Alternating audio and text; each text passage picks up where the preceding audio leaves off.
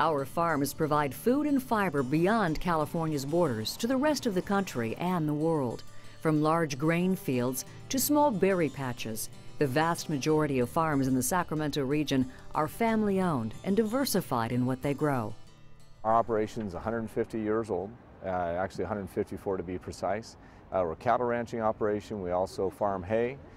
We also do sand and gravel and recreation as well. We have about 100,000 people a year go through our place on different recreational activities. In the 50s, my family's really started looking at diversifying our land use. We weren't just in the cattle business or in the hay business, but we're really looking at trying to be able to go in and figure out what best we can do with our land, not just by simply selling it, because then you're out of that business, but find uses for it that are consistent with our existing ag operations, and then that are also, that will also help generate income.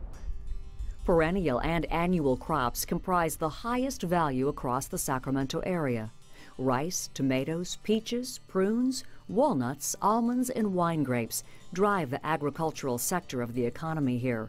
Cattle, too, rank high as one of our major exports.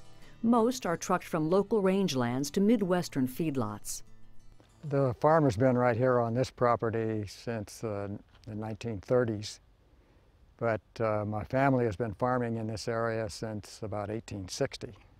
We're members of the Farmers Rice Cooperative, and so their mill is right here in West Sacramento. So that's where the rice grows, and of course then it's processed and it goes all over the world. Family ownership is the tradition here. A new generation of farmers is critical to our future, but they won't necessarily come from farming families. The average age in the United States for farmers is a little bit over 60. That's not any different in California. And unfortunately, the other side of the story is even worse. That is, the amount of farmers under 30, between 20 and 30, has been decreasing. So we have a really big problem on our hands. So we have the issue where who's going to be the next generation of farmers? And there are those farmers out there that are working with organizations like California FarmLink to match a beginning farmer with that land.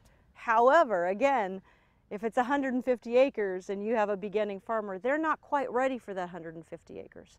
So we need to provide, again, as a community, we need to provide support.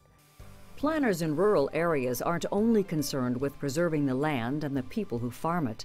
Processing and distribution complete the cycle in our local food system. Transportation investment, too, is critical for getting goods to buyers in an efficient manner. The more developed and varied the region's infrastructure, the more marketing channels become available to growers. There's been some processing facilities that have left this region, and I think it's caused a lot of hardship certainly on the farmers' side, but also, I would assume that for the processors, when trucks are traveling, up to 3-4 hours from the field to the processing facility, that's a lot of, number one, trucks on the road. That's a lot of increase on the carbon footprint that I think all of us don't want. I think the market is showing potential for bringing in local product. The challenge that we have is the distribution channels. We don't have an operation that does the processing of the animal. Then ironically, it's how much that we're able to consume. We've really got to put more consumption levels together here locally before it will make sense to do it.